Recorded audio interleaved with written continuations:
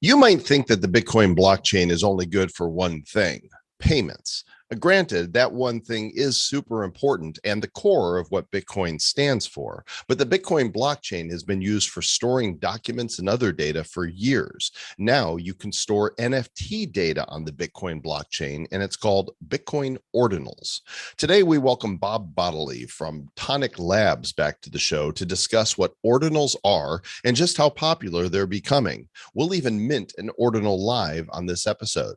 It's an unordinary Bitcoin Ordinal, episode number 682 of the Bad Crypto Podcast. 5, 4, 3, 2, 1, 0, ignition. Who's bad?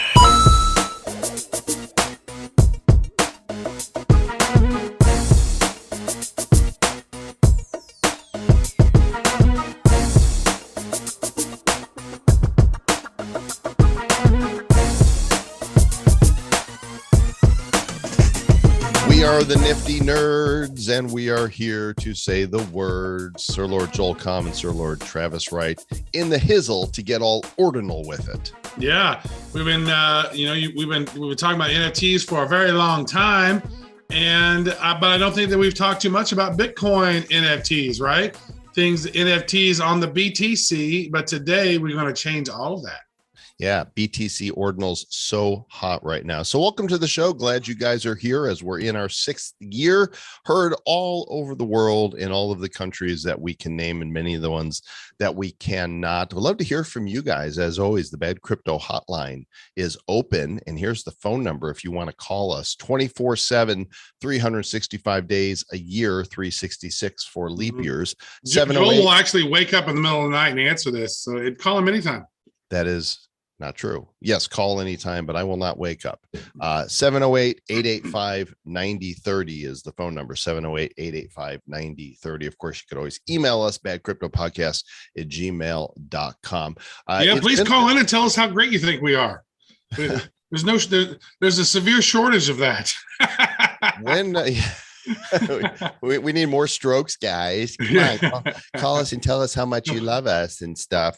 I'm looking right now to see when the last time, I know, when we discovered the internet computer, we have Bob Bodily, I think, on this show, or was it on the Nifty show that we? It was an NFT related thing, so it's probably on the Nifty show. Yeah, but it was ICP.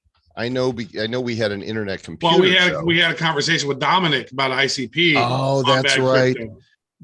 We got the D on the show. Dominic Williams talked about Definity Foundation, but yeah, Bob Bodily would have been on the Nifty show. We got so many podcasts, we can't keep up with them. So, and Dominique Wilkins, he was pretty good at basketball, but it's totally irrelevant. And was not on this show. He was not on the show, but Dominic Williams was. Dominique Wilkins was not. Yes. Just trying to help you clarify. And today, Bob Bodily is, and here he is right now with the thing that we're talking about that he's going to be on. This is the one right here. Bibbity bobbity boo.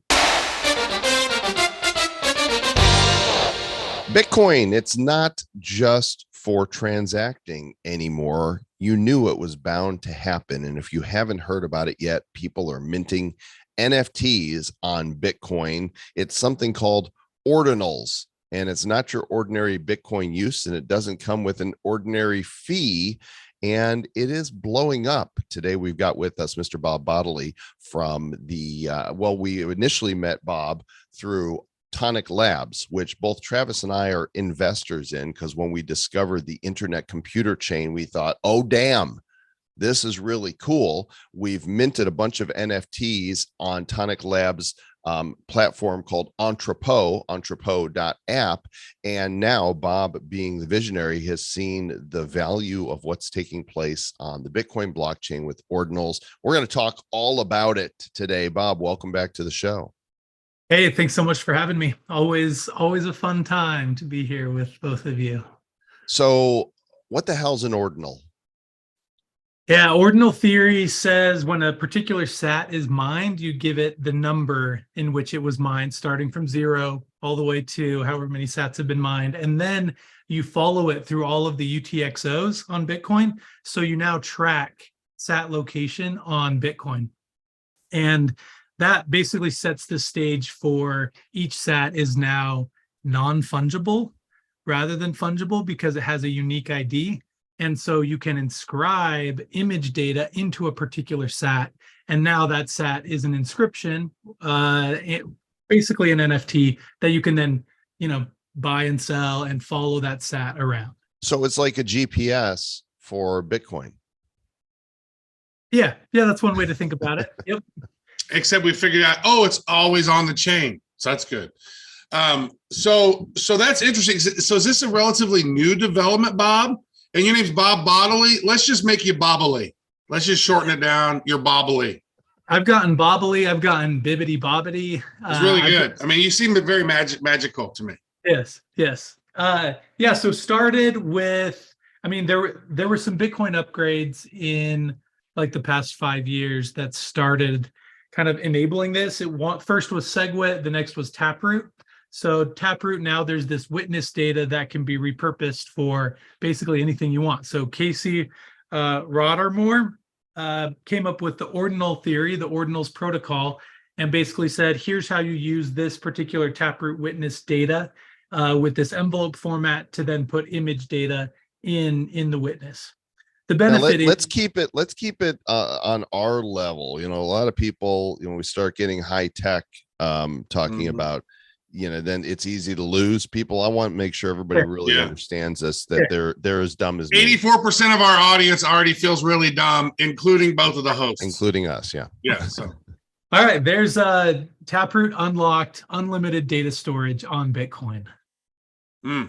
So now if you pay for it, and you actually get a 4x discount by storing data in this Taproot section instead of storing it in other places. So is this like a pinata kind of thing, but for Bitcoin, or like IPFS? because I know that a lot of people in Bitcoin are like, oh no, you can't be putting it on IPFS because that's not on the blockchain, and it's going to free, you're going to brought to dirt. Like, okay, so but now it sounds like Bitcoin's kind of doing something similar. Yeah, so all the data is 100% on chain. So it's like etching your NFT in stone on Bitcoin rather than writing it on paper if it's stored on like IPFS, unless you're running your own IPFS node and you have data pinned. Right. So yeah, people are calling it like the most decentralized secure database on planet Earth is Bitcoin. Well, and if you look at the data itself, this is on dune.com, and we'll have links to everything we're going to show you in the show notes for this episode. This is the Ordinals Marketplace, which I don't know if that covers all Ordinals or if it's just specifically. Yeah, you can look down and there are different colors for each marketplace. Look at the numbers here, $22 million in volume. That's like the price of like one Bored Ape, though, back in the bull run. Or one of those ether rocks.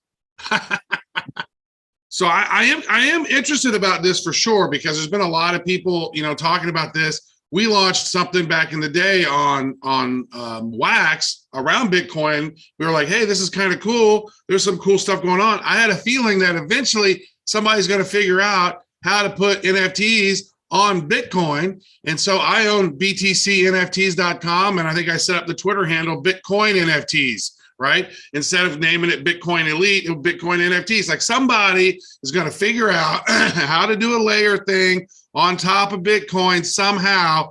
And it looks like now they have. Yep.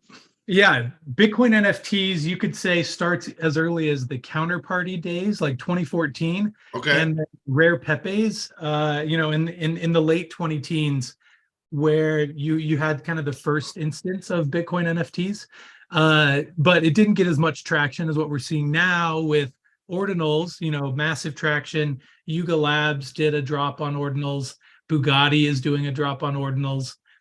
D-Gods from Solana did a drop on Ordinals. So we're seeing some big players in the space. And then you also have Stamps. Stamps is like resurgence of counterparty, but now you have images 100% on chain. So between the old counterparty, Ordinals, and new counterparty, and then a few other protocols, you get kind of the essence of what is Bitcoin NFTs, which is expansive and continues to grow. I want to ask this, Joel, real quick, is because we were talking ahead of time on this, Bobbily, about if you want, so I was like, hey, we got these really cool animated GIFs, Giphy GIFs that we could put on there. And you're like, whoa, if you put something as big as 1 megabyte, that could cost you $1,000 to mint it. And it's like, whoa. An animated GIF a small animated GIF is going to cost that much. Explain to me, what is the process of that? Why is it because it's etching it in stone or something inside the Bitcoin that it's like, it makes the Bitcoin blockchain bigger? And so everybody who has that blockchain now has that NFT on the blockchain on their sort of record. So it makes it the whole thing bigger. Yes. So all full Bitcoin nodes are syncing all of this data. So the person that inscribed Doom, the PC game, all full Bitcoin nodes now have a copy of that game on their full node. And so you're paying for the replication and the decentralization across all of the Bitcoin full nodes that now have to sync the data that you've stored on Bitcoin. And so that's why it's more expensive to inscribe things onto Bitcoin. One of the collections that we got into probably a couple of years ago that we've had on the Nifty Show before was the folks at OnChain Monkey. And they did something here where they were able to take all 10,000 of their ordinals, all 10,000 ERC 1151s, and put them into one single inscription. Seems to me that that's pioneering, and that could be the answer. Now, if you had one of these monkeys, like I have one of the monkeys on Ethereum, I allegedly have one now on Ordinals. Yeah, I'm glad you brought up OnChain Monkey.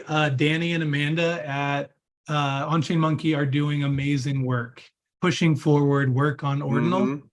They're the ones working with Bugatti to do the really nice egg Ordinal drop with them. And like you said, they were the first ones that did 10,000 Ordinals in a single inscription using kind of a generative parent-child approach. So wow. That is really fascinating. Now, Joel and I, we had them, as he mentioned, we've had OnChain Monkeys on, and we've interacted with them at multiple. I've been to multiple OnChain Monkeys events. I have a couple OnChain Monkeys, as does Joel. And it's really interesting to see what they've been doing and how innovative that's an innovative 10,000 NFTs in one single inscription. That seems that's mind blowing to me right now after learning what you've just taught us about, hey, if that's just a few kilobytes a piece, because plus all it is a circle and another circle and a line. So the OnChain Monkeys are not graphically superior in any ways. They're very basic. So animated GIFs would be a lot harder. So maybe what they are is, at first, is there a way to do something where here's the on-chain version of it, which then unlocks the fully animated version off-chain or something? Yeah, some people are starting to do that. Yeah. And the reason that you can get 10,000 on-chain monkeys is because it's a generative approach. So it's like a layered. If you only have 150 asset layers, you could just upload all of those, and then you can now do 10,000 really small NFTs, because it's basically just saying which layers to use. And so I think I've calculated you could do probably a 10,000 generative collection for $5,000 and get all. That's not so bad. On chain. So maybe we could do a 1,000 generative set of those Bitcoin NFTs that we had came up with originally on Wax of some sort. And then some of those people who have one of those original ones that was done, then maybe they can claim one of those, because if they got one of those original ones, and then set it up in a way that it's not thousands of dollars. You were saying if we wanted to put 1 megabyte animated GIF on the blockchain, that's going to cost $1,000 to mint that thing. That's a lot. 1 megabyte is 25% of a Bitcoin block. And so when you think about it like that, normally a block will run like $1,500 to $4,000 probably for the whole block. And if you're taking up 25% of an entire block, like that is a hefty Bitcoin transaction. And so people are taking these kinds of approaches like generative, or they'll do like a smaller version on Bitcoin that then unlocks a bigger file that you store somewhere more affordable or something like that. Like there are strategies to reduce costs. So I discovered this back in February is when I started paying attention. And I thought, okay, how hard is it to mint an NFT, create an ordinal? And then I thought, well, what do I want to create? What am I gonna put up there once I figure out? So I followed some instructions. I found this website, gamma.io, which is a marketplace, but you can also create here. And I thought about blockchain heroes. I'm like, oh, how do I put a blockchain hero onto ordinals? Well, the character that is the iconic character for the set is our Genesis character number 1, which of course is inspired by Satoshi Nakamoto. But I didn't want to take an existing NFT. I thought, well, what was the genesis of Genesis? Well, it was the sketch that the artist created that we then approved to become the official character. So ordinal inscription number 167353 is the Genesis sketch card. And I guess now it lives in my wallet and it's not on the marketplace or anything. What inscription number are we up to now, Bob? We just crossed like 1.5 million. So we're Okay. getting closer to 2 million now. So how difficult is it to do? Well, you log in with an account here on Gamma, and I guess we're going to show your new site in a moment. Pretty soon, people will be able to do this on your site as well. But I just go to create, and you go to create inscriptions. Now, if we were going to do a whole collection, then I guess I'd go to create collections. But Trav, I thought what I would do is I would permanently put us onto Ordinals. So I'm going to click for a single image. And I'm going to grab this image right here. And this image is our show card for Bad Crypto. There it is. Thought, oh, we can turn us into an ordinal here. So I'm going to click continue on that. Now explain this to me right here, because we've got these different fees. Yeah. So if you open a new tab and go to mempool.space, that's probably the easiest way it's MEM. It's not memes, not a Joel. meme It's not pool. funny. It's not cracking jokes. It's a pool of memes. It's good. Okay. That's really actually probably a great name. Yeah. This is the Bitcoin blockchain. On the right, the purple ones are blocks that have been mined already. On the left, Okay. the yellow ones are blocks that haven't been mined yet. And if you look at the top, you can see the fee range in order to be included in the next block. So basically, if you're not in a hurry, you pay a little bit less.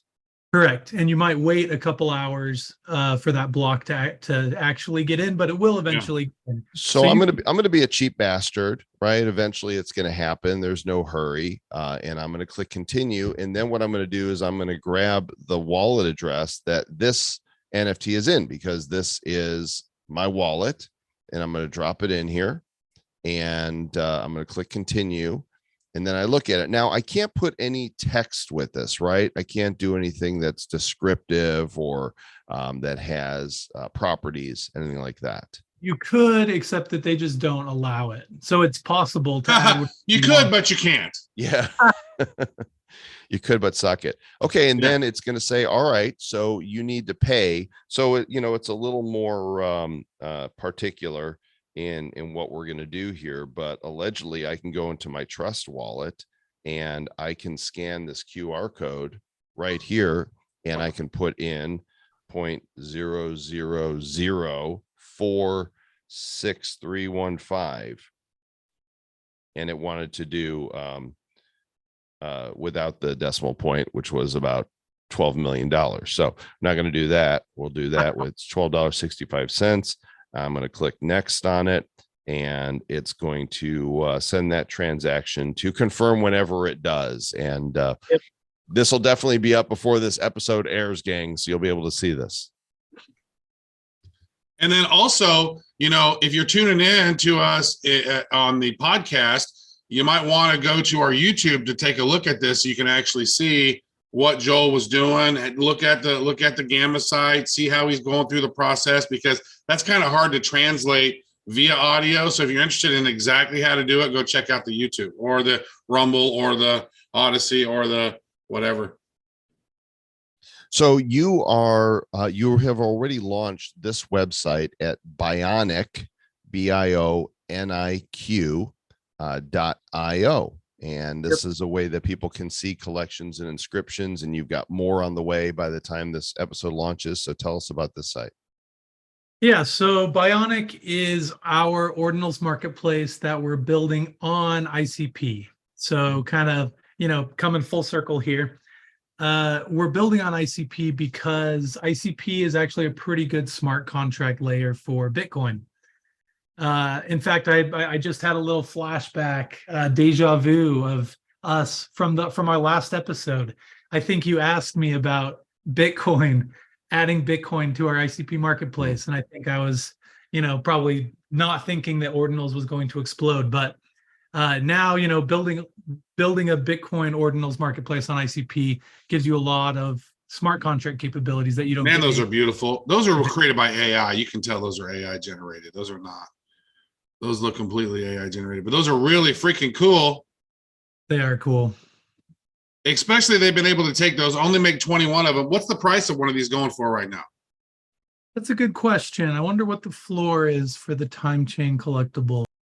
Why the hell do we want to clog up the Bitcoin blockchain with non-fungible tokens when we already have all of these other solutions for minting NFTs? Yeah, one of the main reasons people have been enjoying Ordinals is the decentralization and the security of your assets. Like I said before, it's like etching it into stone. If you think about all of the decentralized databases on planet Earth, Bitcoin might be the most robust and resilient. And so being able to take your art, maybe it's luxury art, maybe it's, high end, maybe it's not, but being able to put it 100% on chain on Bitcoin feels really good to people. It seems interesting, Joel, as a fact of like, I think it was how he mentioned it earlier when it's like, this is like etching that inscription in stone for the long haul instead of like putting it on paper if we did on IPFS. So it's like, it seems like that makes a lot of sense to me. However, NFTs can be fully functional. They can be really large. Like, so the fact that they're so small on that, I think there has to be some sort of bridge mechanism. It's like, here's a small inscription of this that connects to this, which then you can actually download and own separately or something. But there's got to be some connecting point to these larger files to unlock greater experiences that would be on some other chain. There's got to be some sort of symbiotic relationship somehow, because if not, you're just you're limited by what you can do by the size of those things. You do have to dig. Like, while you guys are talking, I've been looking here to try to find a link to that time chain collection. All I'm coming up with is their new one, which is their series 2 collection. I found them on Twitter, and I'm sure if I followed some Discord links, I would eventually get there. But they created a bunch of the timekeepers. These are, these fictional characters that have the timepieces. They've all got Bitcoin medallions around their neck or on their jacket, and it looks like a cool collection. And maybe, what Travis was talking about is that we launched the Bitcoin collection on Wax back in 2020, I believe. And I'll just go right to the collection here. You can kind of see, how badass some of these are. And this is before, we had AI to work with. Travis created all these various coins that went on theme for what the featured piece was that month. And then the featured piece would represent the price of Bitcoin on January 3rd every year. So this is the 2011 piece. And the price was, well, let's see, it's going to spin around and tell us right here. The price was, this was Bitcoin Day. This was the day Bitcoin was launched. So the price was nothing, right? So the question is how much would it cost to put that on Bitcoin Ordinals? People have done a short video. I mean, if you decrease resolution, you can get file size down. People have also gone the other direction, and they've taken up an entire Bitcoin block. 4 megabytes. They've taken the entire block with one file. It's kind of like the ultimate flex on Bitcoin NFTs. If you take up an entire block, that's like the biggest possible asset. You're going to pay a couple grand for it, but it's really cool. Well, the fact is that if you can pay a couple grand for it, and knowing that one block of Bitcoin, and then it's still being generating when somebody mines that, they're still getting 2.5 Bitcoin or whatever for mining that, essentially, right? Or whatever the number is now. And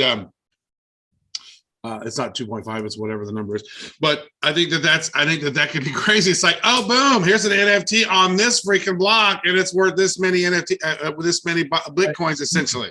So Bitcoin Magazine just did one that was almost 4 megabytes, a full block. This was in the past week. And then Taproot Wizards is trying to educate people on Bitcoin with their collection. So in order to get whitelisted for their collection, they made everyone do a Lightning Network payment. And then they made everyone go and take showers as wizards, just like crazy stuff. But Taproot Wizards hasn't even launched yet, but is getting lots of interesting traction. That's great. Well, there you go, gang. You can go check it out. Bionic, bioniq.io is the website that is tying Bitcoin Ordinals, a marketplace built on the internet computer chain, which give us a really short update on where ICP is and where the Entrepot marketplace is at. Yeah, we just rebranded Entrepot to Toniq, the Toniq market. So you can see the new design at toniq.io. That's toniq.io. And in terms of, status of Bitcoin on ICP, they just released a Bitcoin integration a couple months ago. So pretty timely with the rise of Ordinals. So there's a full Bitcoin node that is on ICP right now. And that means that you can access the current state of Bitcoin from ICP smart contracts. And so we're leveraging all of this, interesting BTC ICP tech in our Bionic marketplace. That's awesome. And so you got your Toniq, toniq.com, or is it .io? .io, yep. And then you have bionic.io as well. So it's like Toniq, except it's bi. That's good. Yep. It's gender inclusive. That's cool. It's good around here like that. So well, I didn't know this. This is cool. I didn't know there was a new marketplace. And here's our collection, Travis. Here's the Blockchain Heroes. Very nice. So Entrepot was a weird name. It's like, because I'd always like, well, it was entrepreneur, something, was pot. Hard to pronounce, hard to remember. So we're just going Bionic. Yep. That's good. Yeah, you had to speak French. You had to Entrepot. Yeah. Very nice. So there's a lot of stuff going on in the space. Thank you for your continuing to build, Bob the Bodily Builder. This is good. I like that. You're creating cool stuff. You're inspiring the space, and you're piecing it all together, man. There's stuff coming at it from multiple places. You're kind of tying it all together. So that's awesome. So the way we do the show is we'll usually record the interview first, and then we'll do what we call the bookends. That's the front and the back of the show, the stuff that happens before the guest is on and the stuff that happens after the guest is on. Well, we are recording these bookends shortly after the recording today. And so just to point out that the Ordinal that I minted, as Bob said, it would probably be in the next morning that it would go through, because I was a cheapskate on the number of Satoshis I was willing to spend. But this is where it's going to live, right here. Ordinal inscription, undefined, not found. And it'll be here when it shows up. And then you and I, Travis, will be immortalized as the Bad Crypto Podcast on the Bitcoin blockchain. And we're not going to ever sell that as an NFT. I just think it's kind of cool that, hey, we now live on the Bitcoin blockchain forever. We're an Ordinal. How exciting. We all live in the Bitcoin blockchain. Thank you so much, guys. That was awesome. So hopefully you learned something new today, learn how it all works. Maybe you got inspired. Maybe you can go check it out for yourself. And we're glad that you're here, man. We really appreciate you. We do. Let us know how you think. We gave you the phone number and the email at the beginning. And our next episode is also, we recorded the interview today, coming up real soon. And you're going to want to tune into this, because it is the first time that we have discussed how to introduce Bitcoin and cryptocurrency to your children.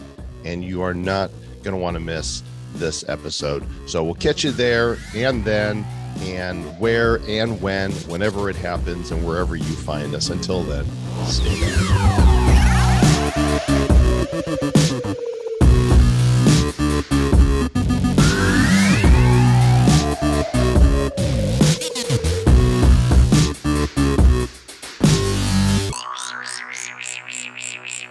Who's bad?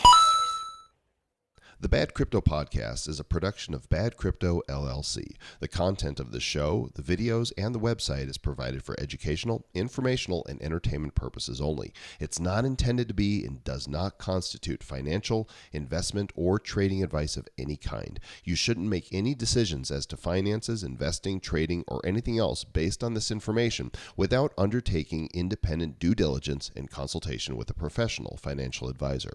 Please understand that the trading of Bitcoins and alternative cryptocurrencies have potential risks involved. Anyone wishing to invest in any of the currencies or tokens mentioned on this podcast should first seek their own independent professional financial advisor.